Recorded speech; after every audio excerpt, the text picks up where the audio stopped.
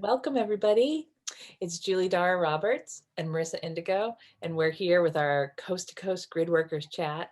One of my most fun points of the month. I love talking to you, Merissa, and it's fun to code exchange with you and to talk grid work. So it's March 30th, 2021, for anyone who cares about linearity and where we are in the moment, but we are at the end of March, and we're here to chat about what's happening. And so one of the things we set this exchange, because we were doing this kind of privately, like through texts and messenger and phone calls, and we're like, oh, we had all these great cross-coding grid working things that were happening, because I'm in Massachusetts on the East Coast of North America, and Marissa's in California on the West Coast of North America. And we work grid work in different ways that's complementary, but we also, there's a lot of things that we can help code exchange that we can help across our continent. And anyone who's grid working with or on North America is probably pretty tuned into the fact of the Freedom Code eruption that's happening in North America right now. And I've definitely been on that for many years. And one of the things that I grid work and gatekeep with are the equinoxes. Yes, I do the equinoxes, but I meant to say eclipses, the other E word. So in August 2017, we had a total solar eclipse that came from like the coast of Oregon. I'm doing like, I'm Italian. You're Italian too, right? Marcella? Yeah. We talk with our hands, but I'm off screen. So that came across from the northwest quadrant of North America down to the southeast coast. And then in April 2024, we have another one coming from, hi, kitty, from Mexico area up through, and they go across and make a cross pattern. So how they work is like wings of the doves of freedom with two, that central line. I've been working on a lot this year and last year of like grid working with the central line. But when we were picking what we should talk about today, we thought we should talk about some of the active ways that Merissa and I are teaming up right now to do some more of this cross coding. So some might say that the California coast and the Pacific codes carry more of a Lemurian codex, and the Atlantic coast, where I am, and the Atlantic Ocean carry some more of that Atlantis coding. And there is a way that the Atlantis energy and the Lemurian energy are coming together and merging together as one. And to me, I see it as part of this grand eclipse. Cycles are assisting with that. And there's a lot with the storms that roll through, with the weather fronts, with earthquakes and volcano activity and eruptions and different things. And Merissa and I were on the phone last week. I don't know, it's all linearly, whatever. We were chatting and supporting each other like we do. And she said that she was manifesting an Andara that looked like new earth, looked like the earth. She's like, I can kind of see it. It's green and it's blue and it's has all these new earth codes. And one of my pieces, who has sat in a grid that I connect with Lemuria very strongly in my water realm there. And it just like kind of popped up and was like, me, she's talking about me. I have to go to Merissa. And I was like, oh, okay. As we're going to dive right in with this topic. So I was like, interesting, because so this piece I bought from our mutual friend Dana at Elemental Ascensions. I'll give her a shout out. Yeah, and it's very much a new earth piece. And it's been with me for a couple years. And I've used it here and there. And it's lovely and it's super powerful, but it's not one of my like go-to friends. And that's true. I think the more, and maybe we can back up and talk about what Andaras are and what they do a little bit too, but we're assuming that people who are listening to this know what we're talking about, right? That'll be another show some other time where we'll deconstruct the use of them. But this piece has all kinds of codes. And I thought how fun it would be for me to take it, because it's been with me to the ocean here, and send it over to her. But the piece itself just started clearly telling me that it needed to go hang out with Merissa for a bit to do what she wanted to do. Like she could go searching for that, but it was there. So I had my it was a very short amount of deconstructing like my attachments to like, really? I'm going to send this like prized possession to my friend. I'm like, yeah, Thank you here so I am. much. Thank you. That's how we code. That's how we Yeah. flow, right? Yeah. And so she brought it with her to our, well, you know, on her station today, but we're feeling both of us that kind of cross coding is not going to be unique to her and I, but to people that are listening to this. So like, we thought we'd bring up that conversation today, right? To discuss that quality of code exchange where we share pieces and sacred bits with each other. I want to show this. Hopefully it'll show up because the Yeah. green screen. So I'm So just I told me that it wanted to go play with her and she had to take it to the Pacific Ocean, or, you know, no pressure to get to the ocean, but to take it with her. Oh, we're going. We are so going. You don't need pressure to go to the ocean, do you? And for it to No. cope with all the West Coast sand particles and ocean particles and whatnots. And then at some point when she feels like it's done doing its work out there, she'll send it back over here and we'll have that. So it's just like a tangible way of us cross-coding. So cool. But then it's fun when you find the Andara that you're supposed to be teaming with to do the particular grid keeping activation, or we're kind of moving out of that term of mission, right? Because mission feels more like I'm sent out on it. It's like more like whatever, I want to frolic in the forest or frolic by the seaside, and whatever teammates want to come play with me. Yeah. They make themselves known, right? And this one was like on my shelf, was like, me, send me to her now. I'm so excited. Thank you so much, Julie. It's just such an honor. And so this beautiful Andara and some others that she sent me from her wonderful store just came last night. I know it keeps blending into the green screen. It's being kind of cool actually because it's so green, right?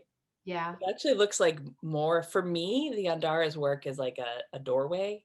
Yeah. To interact with different dimensions. That's one of their facets. So with your green screen, it's like you can see the doors in it.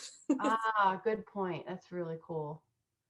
Yeah, and I just wanted to show you all, this photo behind me here is a site, sacred site on some land here. So there's a very wonderful Native American tribe that I feel to be very Lemurian in origin, the Shumash people. So this is actually where I do a lot of grid work. This is a stargate. If I move, you can see the stones there. And when you go and stand there, there's a total portal that happens here between the stones. It's really cool. So we have quite a few formations here where the stones are parallel like that, which I think is, it's an interdimensional gateway. So I do a lot of grid work here at this site, with the Andaras, and it's very interesting what happens. It gets really still, really cool. Another thing I wanted to share, which was so delightful about this whole process, was so I have an elder friend, Audrey. She's one of my beautiful tribes women, and she was, when I was sharing my excitement with her about receiving these Andaras in the mail, coming from the East Coast, she was like, oh my gosh, it's lighting up the whole country as it goes through. And I thought, wow, so what another interesting way to do grid work through parcels, as you think about all the hands it's touched, all the facilities it's been in, all the linear processes that it's graced, in its transit. It's like, that's pretty badass. So just wanted to share how exciting that is and just how fun that is. And so pictures to come working with this. I hope to get to the land today, if I feel up to it, working with this awesome piece here.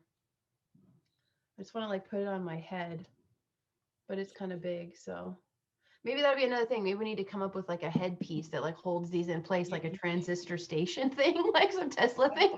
I have several pictures of me in the field balancing those on my head. Okay. Just like, oh, they want to go there. Take that it's that same like leap of faith or trust of like, it's not going to fall and break into a million pieces, and if it does, it's part of the coding anyway, right. Too. But that like you get like in, like you're a circus tightrope performer. Yeah, you're in the zone. Beautiful. Well, if it's okay, can I talk a little bit about just this month, just to sum it up? Sure. Just a little bit. So we finally, it worked out today to come together on what is the fourth 333 of this month, which is pretty exciting. And just definitely feeling a wrap up of very powerful, just so much code, so much energy coming through. And it's kind of interesting. You brought in the Lemurian, and Atlantean coastal connection and that crossover, because for me in the beginning of March with the Palladian and Mars conjunction thing, that's what it was all about, was this, higher evolved human society coming forth. It's like heart-based, but it's like super integrated and unified. And so here we are doing that, like, in the flesh with the Andaras, which is so cool.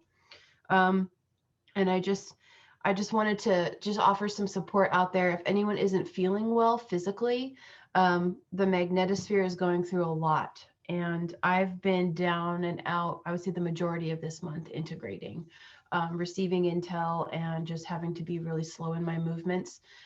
So if you're feeling kind of low on energy, my Ayurveda would come in and just say, slow your thoughts, slow your speech, just slow your output of energy in every way, so that you can just kind of integrate, because the pole shift is full on with the magnetosphere thinning out.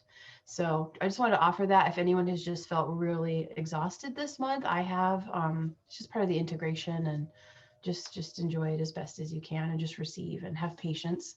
um yeah, just to offer that, because I know it can be frustrating if you're down for an extended amount of time like I was, and I'm so excited to create and I get frustrated. So just wanted to offer that, just surrendering into the process, because there's a lot happening cellularly here.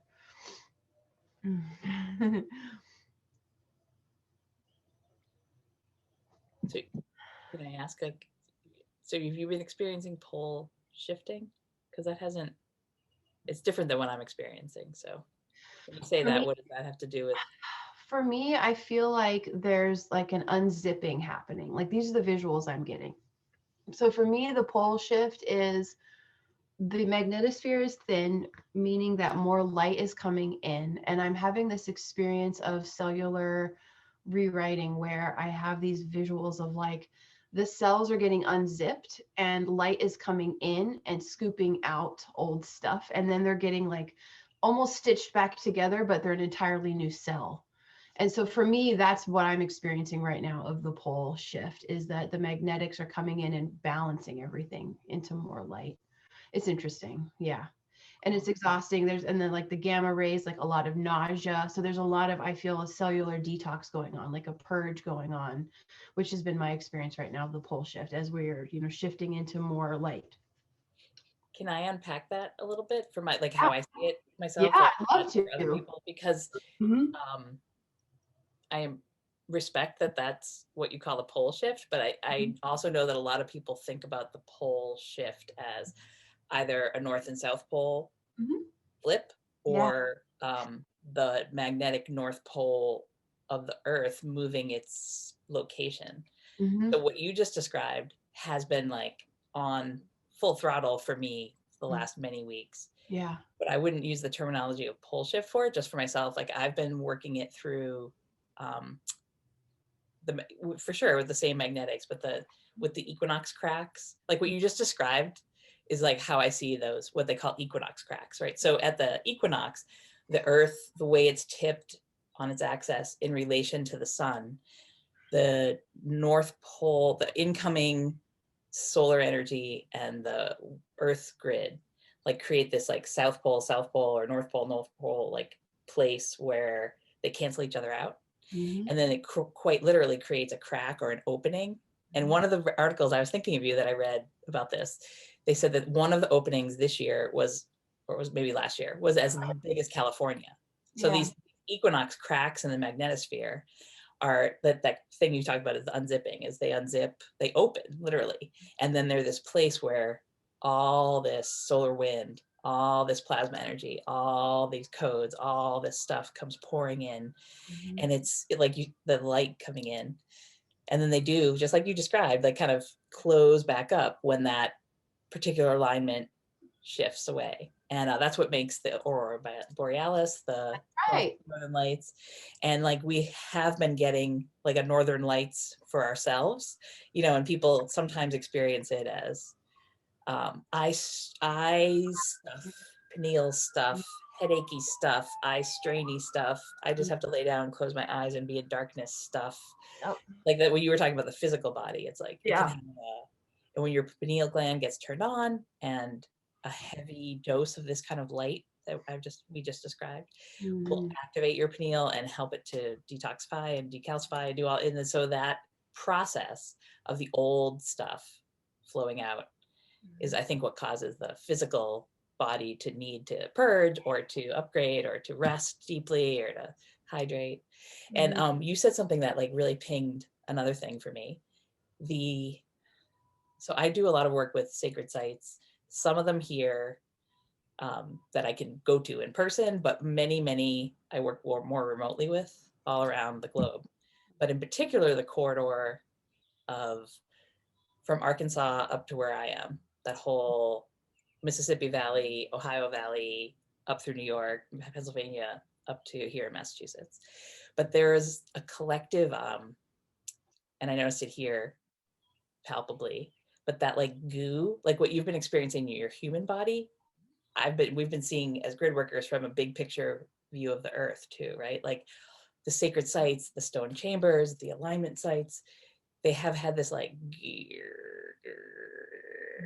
gooey stuff come like the, the like in the Lord of the Rings Yeah. would be Balrog, like the deep in the earth goo has Mhm. really come up. And in the human field, the human magnetic field, it's with our emotions and our hearts, and like people have just had this like old, deep, gooey, primal ooze Mhm.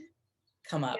So And I want to clarify that a little bit. So what I was talking about with the pole shift from an Earth standpoint, yeah, that's what's happening is, or some people linearly define that as like, yeah, the poles are shifting, like, oh, the North poles are moving. But so what I'm talking about is what happens to our body with that, because there is a pole shift in the body. And I love what you brought up, the goo, because that's what I tell people is it's like we're getting unzipped, or however you want to say it, through this thinned magnetosphere, because more photonic light can come in with a thinned magnetosphere to cellular levels. That's what I'm describing here. And it's scooping out the black goo, which was holding 3D in place through our bodies, through our mind, like the embodiment, right? Like you say, emotions, thoughts, programming, all the old ancient cellular stuff like that we have to clear, like, ancestral clearing. So the pole shift is happening right everywhere at the same time through different emanations, but the pole shift for the human experience for me is from 3 to 5D, right? As we're like letting the goop come out. So hopefully that clarifies, because for me it's a pole shift. The pole shift is happening to the physical body of the earth and our physical body too. So I hope that clarifies a little bit more the effects of what's happening. Yeah, I hope so. The pole shift. Feeling it. the pole, the magnetic, Mm-hmm. we'll call it the magnetic pole drift, Mm-hmm. use a different term, like that for me is actually, it had been moving kind of fast, I think in 2019, Yeah. 2020. That's why I sort of asked you to clarify the pole. It's actually kind of locked in. It's slowing down a lot as I experiencing it. Mm-hmm. And it's, if you look at the human skull as a mappage of the planet, right? So if we look at pretend my skull is a globe, Okay. right? So this is the North Pole. Okay. And the drift that's been happening of where magnetic north is on our planet has kind of moved down. It was like down by Alaska, and then it's like kind of come back up. But right now it's, so on the human form, the fontanelle, or the crown chakra, the soft spot that when a baby's born, Mhm. which some call the aperture of God or the soul portal, source portal. Um, I had this cool thing of like when I was reading some science, something about that, the drift of the magnetic north. I was like, oh, it's back to that. It's like back to the soft spot of Mother Earth or planet Oh, Earth.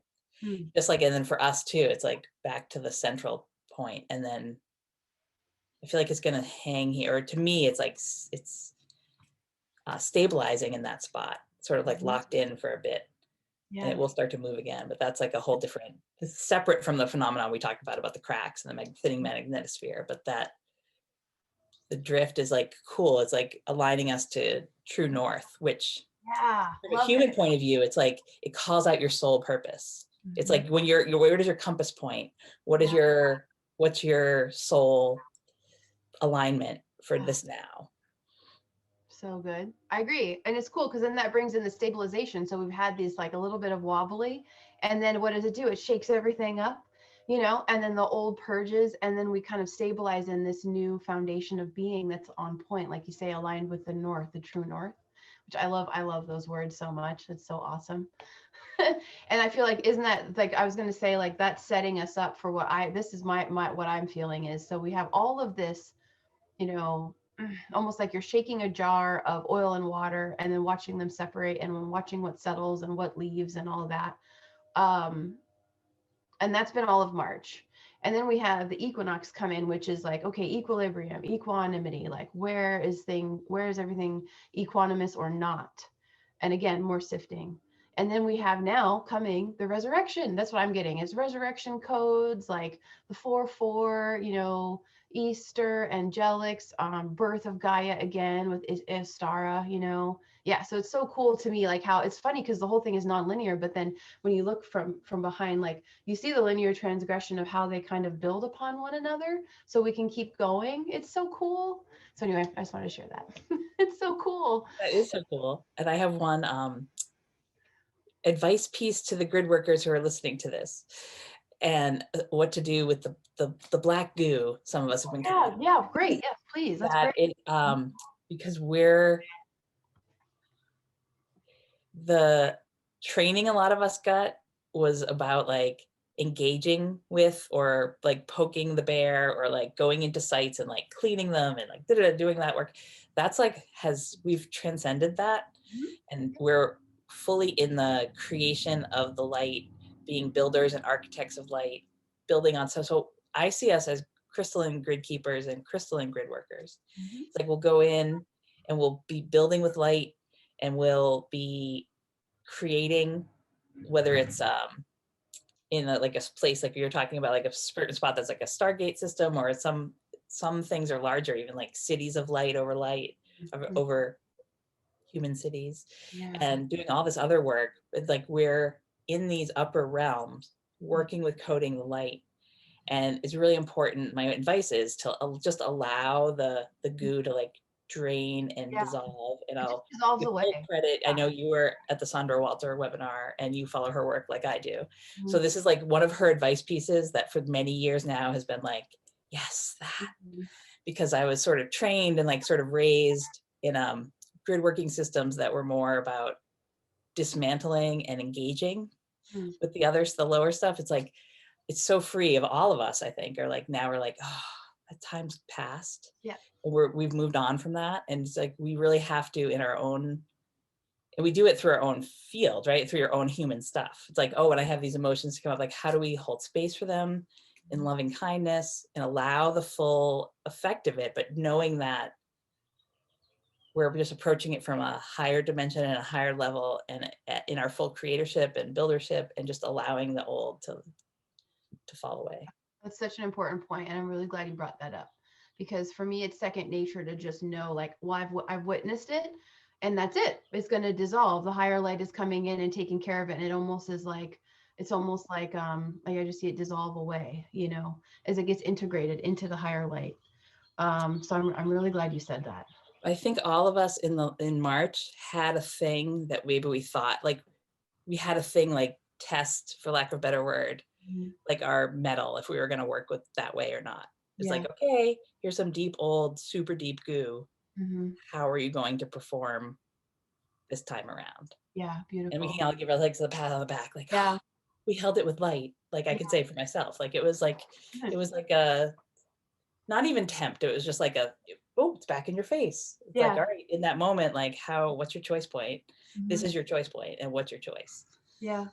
It's like to be playful and to move forward with effervescence. That's the word that keeps coming, like that effervescent. Oh, I love that. That's a beautiful image. Beautiful. Well, and I wanted to share with people too, just to remind everybody in this journey, when you have your own stuff come up through your own cells, because it's all the same. It's all the levels are doing the same thing. And just this image, I love this image of the Buddha when he was under the tree, under the Bodhi tree, right before he got his enlightenment. He had a huge initiation where first demons came to try to interrupt his focus, his meditation. And you could look at that as a metaphor for our life and our focus on the light, and, you know, being authentic and being here now and being just just crystal clear, you know, crystalline clarity. So first the demons come and try to scare him, and they're scary looking, and he's like, I know it's an illusion. You know, he lets them come up and then they just go away. And then beautiful, like beautiful goddesses come to seduce him and try to, so, you know, the ego tries to come in another way to deter, to distract with illusion. And he's like, no, you know, he's just witnessing all of it, just like, man, no thanks, you know, very like neutral about it. And then, you know, got his focus at the end, which was the meditation guided him into self-realization or the unity consciousness. And so I always like to just bring that up again, because sometimes, you know, when we're faced with a fear program or whatever, a lack, any of the lack stuff, any of the separation, it can feel really real in the moment. And if for in a way it is, but you know, not to give your power over it. And just like you said, like, I really like to throw myself in, you know, throw yourself into the deep end of the experience of feeling it and witnessing where it came from and all of that, you know, with love, but then knowing that this too shall pass, right? So just important, because these are the things that the portals, like Lisa talks about, like Lisa Brown fears a portal, you know, so once you're ready to go through it to the other side, it's just exquisite on the other side. And so I like to share that story because it's an ancient story. We know it, and that's how all the masters get to where they are. Is, you know, just keep going. It becomes intense. It's okay. Can I move? So yesterday, like on the tail end of that, I felt like I was doing simultaneously this weekend. I was a little bit in like debris goo cleanup / build more like, and simultaneously. But then yesterday here we had just the way the sun, you know, so a lot of us, we code with the sun, right? Like, where do any of these light codes come from the rays of the sun. And the sun yesterday, we had this really intense front come through that was not precipitation, it was wind and super amazing clouds. And I was bringing my kids to school in the morning, and the clouds were like I posted on Facebook, the Riders on the Storm, like that song just started playing, because it was like, oh, there go the dragons, whoa, there the unicorns go. Like, I'm like, everybody was like mobilizing and like moving out. Like, I was like, all right, guys, you got this. Team Elemental, all the kingdoms.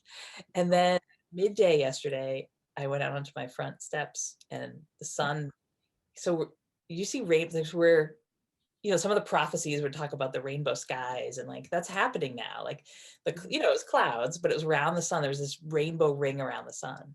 And sometimes it comes from some of us from pictures, but then sometimes you can actually just see it with your eyes in the sky.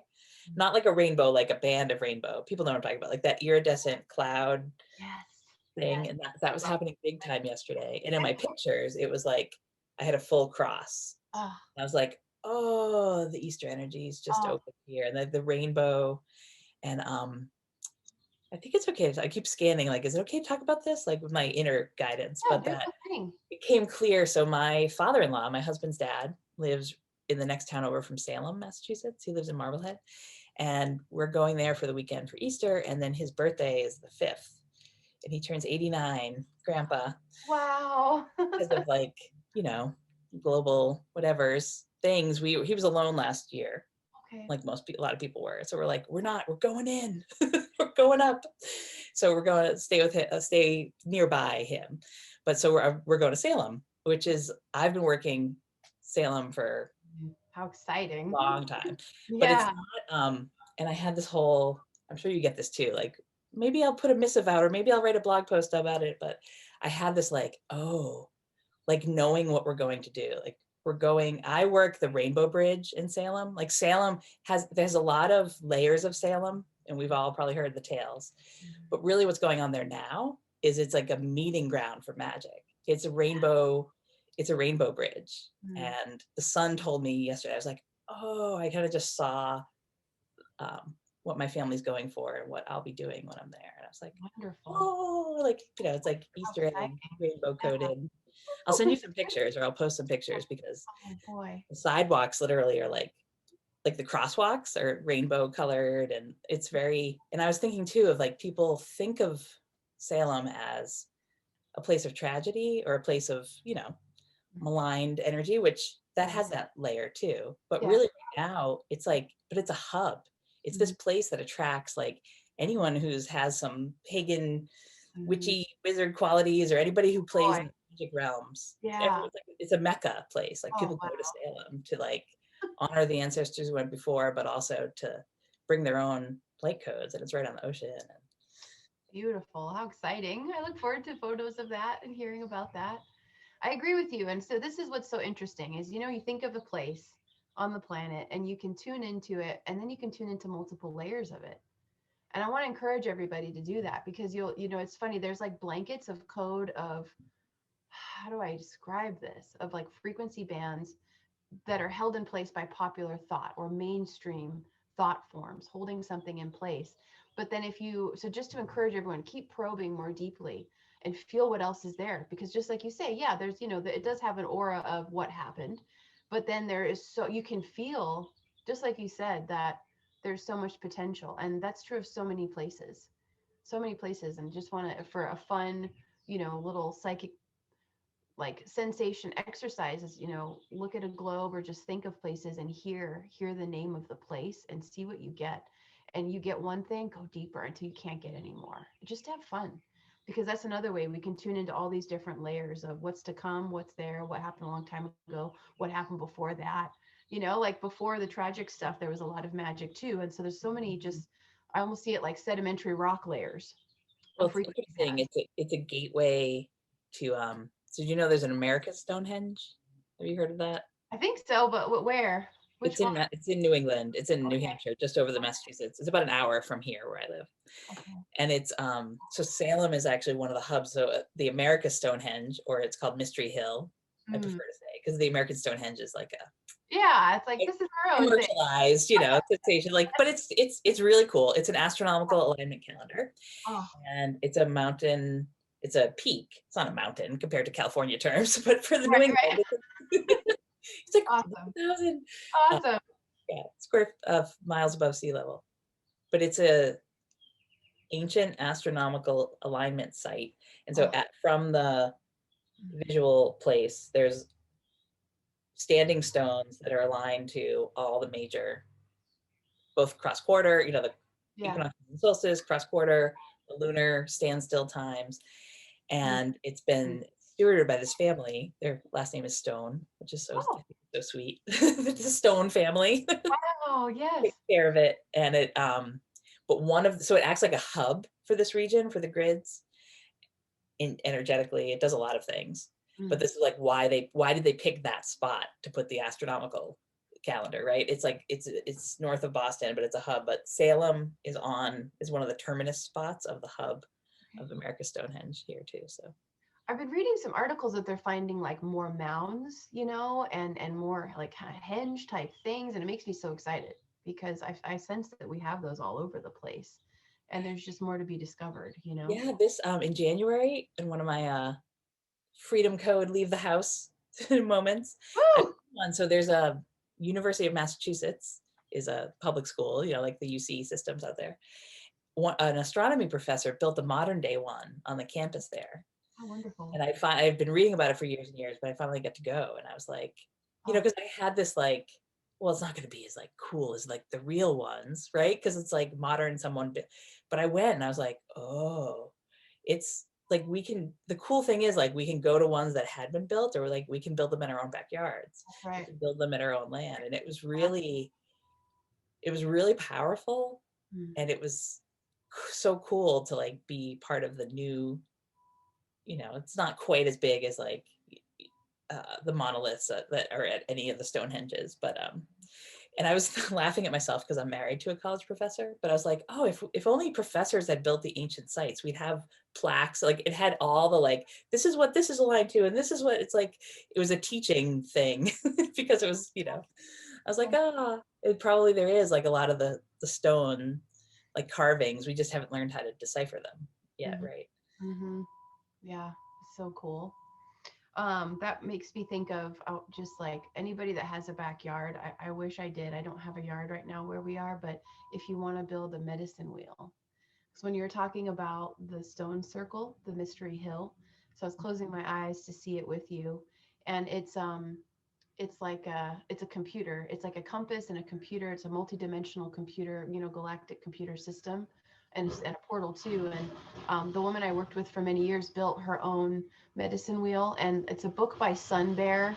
You can like find it on Amazon, and it tells you all about, so it's based on the Lakota Sioux tradition of building the wheel, and there's a creator stone in the center and then a huge circle on the outside, and you do cross quarters, and each stone is a different, season and animal totem and a gem with it, like a stone and an animal totem and a what is it, flower essence.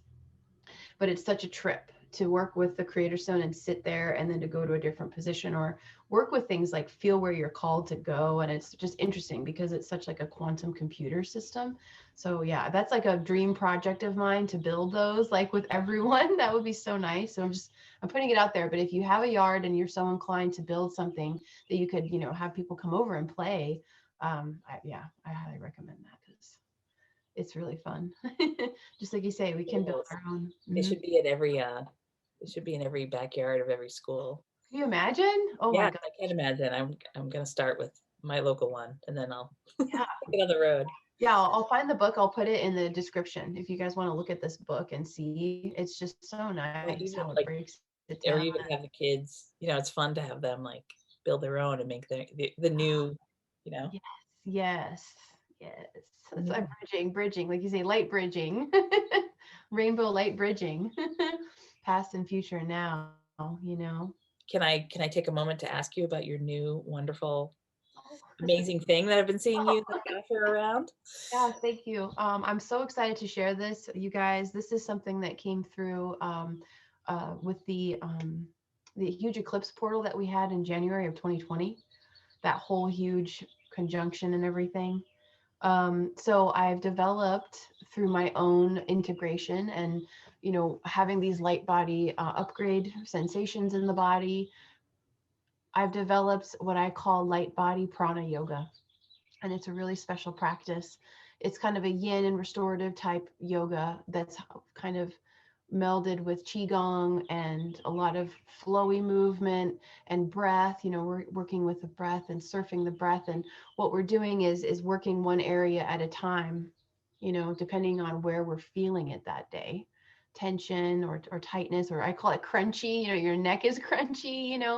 And so we're working with one section of us, of our beingness, but it's a holographic system where you're seeing the connections to the body symptoms, if you will, like whether it's tension or pain or an injury, or it's a whole system to surf the body and simultaneously look at the past and release old. I know right now it makes you want to move your neck.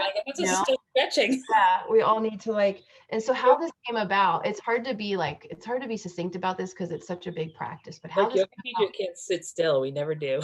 Right? Yeah, we should sit. There's a lot of sitting still for me. No, I know, you're right. I'm like, oh, my legs are crossed and the cat keeps coming on my lap and then I have to move again. So how this light body prana yoga came was I realized that, oh my gosh, we have to move every day somehow, even if it's just like, I'm going to flow my arms, or I'm going to roll my neck, or I'm feeling better, I'm going to do more rigorous movement, because the codes are coming in, and then you're sensing a log jam energetically in the body where old stuff that needs to be cleared is locked and loaded, crystallized in the tissue. So that's what this is for. It's to help us just completely purify at the physical level through the mind and emotions, and to be clear conduits to receive intel. And the first sequence that ever came through for me was I was working with the back of the heart chakra, because there's a lot of tension there, and I would get consistently, after a lot of stress, get like a kind of a pinching, nerve sensation near the scapula on my right side of the shoulder blade at the back. And I realized, so I'm in there, I'm meaning that I'm bringing my awareness to there and breathing and asking, what is this? And I realized, wow, we have a lot that's held in the back body, and we have a lot of pain and old stuff, old codes, maybe from many lives over back there. So I was working on just releasing and moving the arms in a way that would release the tension out. And then I realized that what was causing the pain was that little blockage was in the way, because my wings were tight and they wanted to, Yeah. And I was like, oh my God, like this is how we can activate our, our angelic DNA and our wings and everything, and increase our wingspan. And so there's a lot of layers. But I used to teach back when I was teaching yoga more actively, like the base, like the hips, 2 hip corners, or like the basement, like where do you put all your stuff? And then this is the attic. It's like where we store our stuff that we don't want to look at, or that we know, like, oh, I don't need it right now. But Yeah, it's like, oh, you got to clean out your attic and your that's right. cool. So That's so beautiful. so that's coming end We'll of put a April. little link. Will you put a link under this so people can find your stuff? Yeah, Light Body Prana Yoga coming end of April. So I'll Sweet. put info on there. So thank you for asking that. Cool. Yeah, it's very exciting. What about you? What about Excitements on my end of some, like we've been, both of us, one of the things we exchange about is that we're both big creators, and we have like all these ideas of things we want to do. And we're like, okay, we have to pick the one that's like the, or the 5 that are the most exciting. So I've had a project, well, not even project, but a thing that I've been hatching 2 years ago, some November in the past. I got this last minute booth filler thing at this amazingly huge expo, the Natural Living Expo around here. And like my friend who was helping run it called, and she's like, someone canceled. I need you to come fill the booth. So I had like a 2-hour notice to like, I was like, yeah, sure. I just packed up like half of Inner Space and brought it to the booth. wow. Like, huge possibility for, it was like this door opening, and I gave rainbow light body Andara activation sessions for free for anyone that, that came through.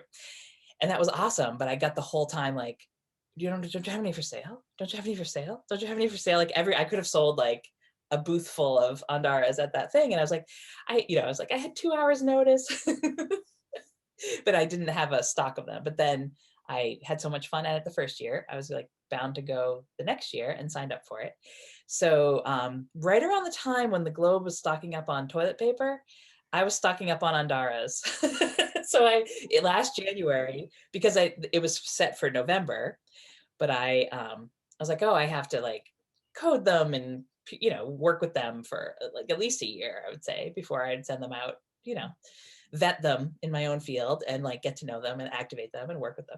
So I have been for this whole year, like I have a house full, and now a center full. I have like hundreds, maybe thousands. Like I have a lot of Andaras here, and they're all, we've been playing with them and washing them and polishing them and, activating and being with the field. And they're like, all of them are ready, especially at equinox. They're like, all right, get us out in the hands of Gridworkers now. So they've been like, so I haven't, my online shop is open, and new sets and teams, they're forming and they're coming every day. And Woo! we'll put a link to that under too, right? Yeah, If please. anyone wants to That's where it came from. That's where all high this vibe pieces come your way. I've got some for you to play with. try to show you. It's hard to get because of the green screen here. There we go. There's those.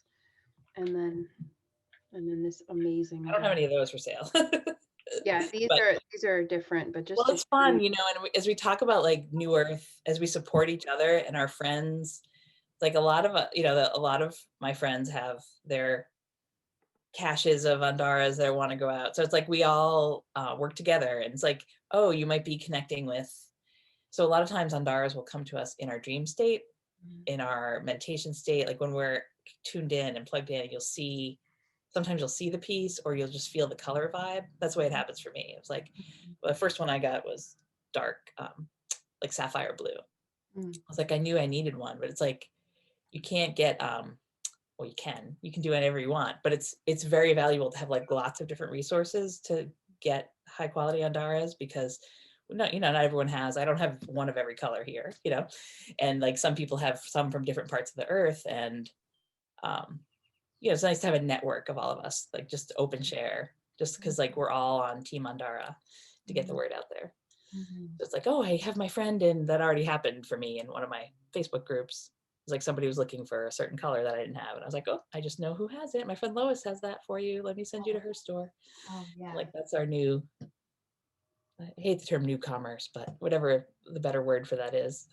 Yeah. Yeah. The new earth free flow, exchange, possibilities, and goodness. Yeah, just love it so much. There's just so much. I'm so excited. Yes, congratulations on your store. It's so great. It's so great. A couple years in the making. Right? It's time, right? Every good thing takes a year or two to manifest, right? Yours is similar, right? Last year. Yeah, it took a lot of integration. Oh, were they the same time? Did our little like baby? That's cool. I just realized you shared a thing that you started January 2020, and mine was too. Oh, there you go. There you go. Really That's so cool. cool. Now we're Well, birthing them for Easter. Woohoo! that's so awesome. Well, and then another thing, on this note, I wanted to share this with people, because we're parents, right? We're family people, and then we're way showers, and just to share that real experience of balancing it all, things take time and it's all perfect. And I just wanted to share that because everyone has different lives and journeys and requirements and everything. But we can still do it, but just being patient and trusting the process. And when you're a creative person and you have many things to take care of as a householder, we're the modern mystics, where we balance everything. And just, I wanted to put that out there. The same for you all, is just, it's all good. Balance everything, and the magic, you'll have time to do all the things you want to do. I'm just speaking from personal experience of like wanting to do all the things, and being like so excited. And then like, even just this month, like it was all I could do just to take care of my health and my child and get ready for all the things to come. Just to share that with you all. And then it has this year, schools are all closed, play dates are canceled, this year's been the most intense parenting year ever. Yeah, ever. So that we manage, we like congratulate each other because we know what it takes as like mama bears to like get something out into the world. It's like, it's okay. It's going to take like 17 times longer than your single self brain might think it would be, but we would do it any differently, right? No. Yeah, and I just want to like offer that, just like that Andara Light sparkle to all the parents out there, who have been present through this whole thing, just sending you so much light and the sustainability, right? And nourishment. Yeah. Absolutely. Yay. Thanks for another great chat, Merissa. It's like always such a pleasure to share space with you, and I'm excited for your things, and I'm excited for my things, and excited for our community's things. Yeah. Good times we're in. Yeah, I agree. Powerful times. Thank you so much, Julie. I look forward to next month, everybody. Thanks. Oh boy. Thank you.